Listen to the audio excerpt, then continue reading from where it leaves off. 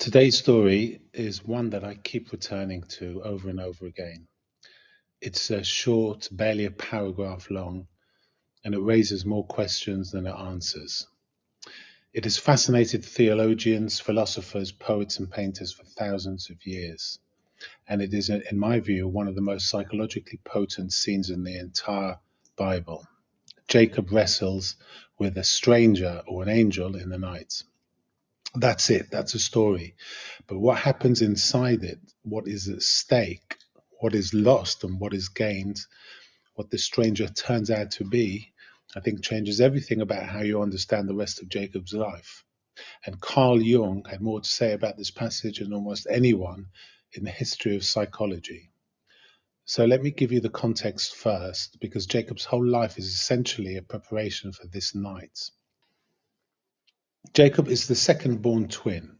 His brother Esau came out first, and Jacob came out clutching Esau's heel. Yaakov in Hebrew, from Akev or heel. The name itself means something like he who grabs the heel, or more colloquially, the supplanter. He is named from birth for what he does. He grabs, he holds on, he takes what he wants. And that's exactly what he does. He tricks Esau out of his birthright for a bowl of stew. He deceives his dying father Isaac into giving him the blessing intended for Esau. He flees to his uncle Lavan, where he works for 14 years for the wife he loves, Rachel, and is himself deceived over and over by a man who turns out to be every bit as cunning as he is. He accumulates wealth, wives, and children. He is resourceful, persistent, intelligent, and not always honest. And now, after 20 years away, he is coming home. He is coming back to face Esau. He doesn't know what kind of reception is waiting. He sends messengers ahead. They return with the news that Esau is coming with 400 men. Jacob is terrified. He divides his people and his flocks into two groups. If Esau attacks one, the other might escape. He sends gifts ahead, wave after wave of animals to soften his brother's heart. He's doing what he always does, maneuvering, calculating, and managing. And then, the night before the meeting, he sends everyone across the ford of the Jabbok. He is alone, and the man wrestles with him until the break of day. The text is deliberately obscure. It says Ish, a man, just a man. The man cannot overpower Jacob. He strikes Jacob's hip pocket, and Jacob's hip is wrenched.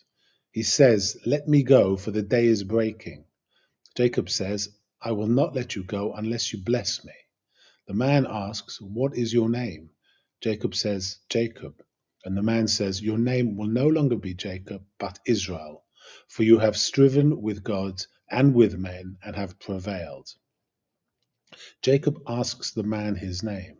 The man says, "Why do you ask my name?" And he blesses him. And Jacob names the place Peniel, the face of God, because he said, "I have seen God face to face, and yet my life has been delivered." He walks away limping. His hip has been struck. And the children of Israel, the text says, do not eat the sinew of the hip to this day because of what happened at the Jabbok. Jung returned to this passage many times, and what drew him was precisely its ambiguity, the fact that the text doesn't tell us who the stranger is. Because Jacob calls the place the face of God, he says he has seen God face to face. He demands a blessing from this being, and he gets one, a new name, Israel, a name that means something like one who strives with God. But the stranger will not give his own name. He arrives in the dark, and he wrestles through the night, and he is gone at dawn. So who is this? Jung's answer is not simple. He writes about this encounter in several places, and he sees in it something fundamental about the nature of the deepest encounters we have, with what he calls the self, the totality of the psyche, the deep inner center that is both us and more than us. Jacob, in Jungian terms, has been running for 20 years, running from Esau, from the consequences of his deceptions, from the guilt of having stolen what was not his. He is an extraordinarily capable man, but his capabilities have been deployed almost entirely in the service of avoidance. of getting around obstacles rather than through them, of being Jacob the supplanter rather than Jacob whoever he might genuinely be. And now, the night before he cannot avoid any longer, the night before he has to face his brother, something rises up in the dark and wrestles with him. Jung would say this is the self. This is the deeper layer of the psyche that has been waiting, accumulating, all the time Jacob was running. The encounter at the Jabbok is not an external event, or rather, it is both external and internal at once, which is the way these encounters always work. It is the confrontation that Jacob has been postponing his entire life, and it comes to him in the dark, alone, where there is no one to manage or maneuver around. The wrestling is important. This is not a conversation. It is not a dream with clear symbolic imagery.